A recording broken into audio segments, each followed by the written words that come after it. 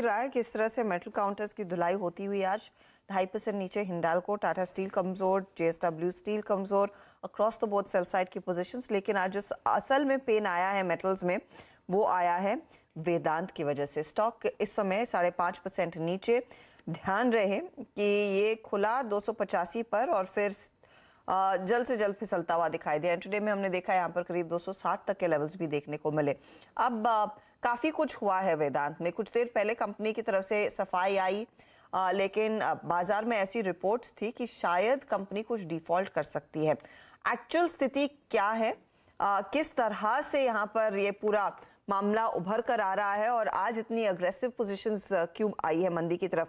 और आज ही नहीं, इनफैक्ट पिछले कुछ ट्रेडिंग सेशन से हमने देखा है वेदांत वैसे वीकर साइड पर ट्रेड कर रहा है। नीरज बाजपाई हमारे साथ जुड़ गए हैं। नीरज जी, हो क्या रहा है? क्योंकि एक नीजक रिएक्शन पहले लगा, लेकिन पूरा आप वो चार्ट देखेंगे तो एकदम स्लाइड हो रहा है, एकदम माउंटेन डाउनफॉल।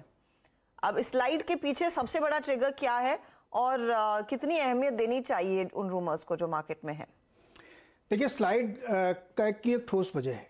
वेदांता पीएलसी जो इनकी ग्लोबल कंपनी जो लिस्टेड है लंदन में, उसके बहुत सारे बॉन्ड मैच्योरिटीज़ की समय आने वाला है जिसमें उनको पे करना है, रिडीम होते हैं, तो उसके लिए पैसे की ज़रूरत थी। तो कंपनी ने एक योजना ये बनाई कि हम हिंदुस्तान जिंक को हिंदुस्तान पीएलसी के जो वेदांता पीएलसी के एसेट्स बाई करा देते हैं। तो हिंदुस्तान जिंक में जो पैसा है कैश, वो उस पर चला जाएगा और उससे वो भुगतान कर देंगे। लेकिन हिंदुस्तान जिंक में गवर्नमेंट ऑफ इंडिया भी शेयर होल्डर है, लगभग 30% उनका शेयर है। गवर्नमेंट ऑफ इंडिया ने, सरकार ने इस पे आपत्ति दर्ज की कि हमको ये कैश ट्रांजैक्शन नहीं सही है, अगर आपको करना तो आप शेयर स्वैप डील करिए।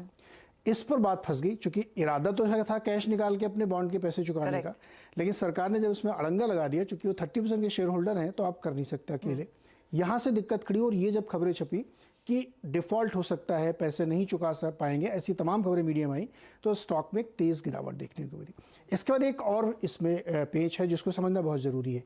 सरकार हिंदुस्तान जिंक में अपना हिस्सा ट्रेंचेस में बेचना चाहती है, डाइवेस्टमेंट करना चाहती है, जिसके लिए उसने मर्चेंट बैंकर हायर कर लिए हैं। उसके रोड शो शुरू होने वाले हैं। लेकिन इस खबर के चलते उसके वैल्यूएशंस पे क्वेश्चन हो गए, क्योंकि उसके बुक से कैश निकल रहा है और वो एसेट क्यों खरीदे जा रहे हैं। ये सवाल का जवाब आप रोड शो में आप कैसे देंगे? तो सरकार ने इस पर दोबारा आपत्ति करी कि हमारा तो पूरा प्लान ही इस पर चौपट हो रहा है, इसलिए अगेन वो अड़ंगा लग गया। और सरकार ने एक बात और कही है, तमाम सोर्सेज ये कह रहे हैं, सरकार डायरेक्टली नहीं कह रही, सोर्सेज के थ्रू, कि ये इंटर पार्टी ट्रांजैक्शन के तौर पे आ रहा है। तो इसलिए इसमें दिख तो वैसे ही रहा है, बिल्कुल दिख रहा है कि आप इसमें से पैसे निकाल के अपनी ग्रुप की कंपनी को बेल आउट करने के लिए, बेल आउट नहीं या फिर उनका कर्ज चुकाने के लिए आप उन्हीं के एसेट्स दूसरी कंपनी से खरीदवाएं। बिल्कुल, तो आप इंटर पार्टी ट्रांजैक्शन है, सिंपली है ये। तो इसको लेकर के मार्केट को ये चीज पसंद नहीं है और इसलिए तगड़ा इसमें सेल ऑफ देखने को मिला। सुबह से लगातार इसमें गिरावट बनी हुई है और हिंदुस्तान जिंक में भी थोड़ी गिरावट आई, लेकिन वेदांता में ज्यादा आई, क्योंकि उसके ऊपर सबसे ज्यादा असर आने वाला है। तो ये इन तमाम खबरों पर अब कंपनी की ओर से ये सफाई निकल के आ रही है कि हमारा कोई डिफ़ॉल्ट का खतरा नहीं है, सारी मैच्योरिटी जो होगी उसको हम चुकाने में सक्षम है, और कंपनी का बहुत थोड़ा सा पोर्शन जो है वो प्लेज है शेयर के तौर पे। इसलिए जिसके पास प्लेज है वहाँ पे भी ऐसा नहीं कि शेयर को बेचने तक की नौबत आ जाए। तो कंपनी ये भरोसा दिला रही है बाजार को और इन्वेस्टर्स को कि वेदांता के साथ ऐसी कोई दिक्कत नहीं है। हालांकि बॉन्ड यील्ड इनकी बहुत शार्प शूट अप हुई थी, 35% तक चली गई थी, तो जिससे एक आशंका बन रही थी ग्लोबल मार्केट में। तो वो क्लैरिफिकेशन इन्होंने अभी थोड़ी देर तक दिया है, लेकिन असली जो कोर इश्यूज है वो अभी भी वही बना हुआ है, एसेट सेल वाला। कि एसेट सेल क्या इन्होंने कॉल ऑफ कर दिया है? क्या सरकार अपना रोड शो कंटिन्यू करेगी जो उसके ट्रेंचेस में एचजीएल के बेचने हिस्सा? इसका जवाब अभी तक नहीं मिला। केवल ये पैसिफाई करने के लिए, मार्केट को शांत करने के लिए ये सफाई दी गई है, इसीलिए स्टॉक में थोड़ा सा रिकवरी देखने को मिली, लेकिन फिर से उसी तरफ देखने को मिला। तो ये टोटल खबर है और इसमें अब ज्यादा सफाई की जरूरत पड़ेगी। इनफैक्ट अब मैनेजमेंट को आकर साफ तौर से बोलना पड़ेगा। अच्छा, अब सरकार अगर अड़ जाती है कि उनके पास जाएंगे वोट के लिए, माइनॉरिटी शेयर होल्डर है, 30%, तो इनका अप्रूवल जरूरी है। बिल्कुल।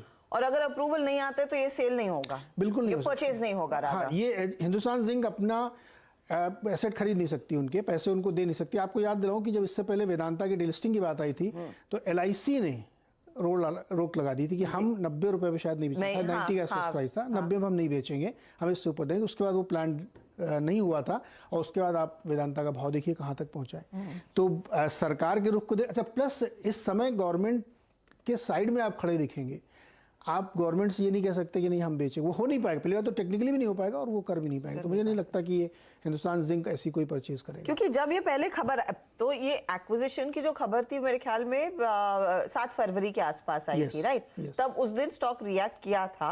और उसके बाद फिर मैनेजमेंट का बयान ये आया था, या फिर अनिल अग्रवाल खुद आकर बोले थे कि हम सभी माइनॉरिटी शेयर होल्डर से बातचीत कर रहे हैं। अब बट ऑब्वियस है कि सरकार के साथ बातचीत अगर हुई है तो वहां पर बात बनी नहीं है। सरकार इसके कंप्लीटली खिलाफ है। भाई ये खबरें छप भी गई कि सरकार का इरादा ये था कि वो अपना डाइवेस्ट करना चाहता है।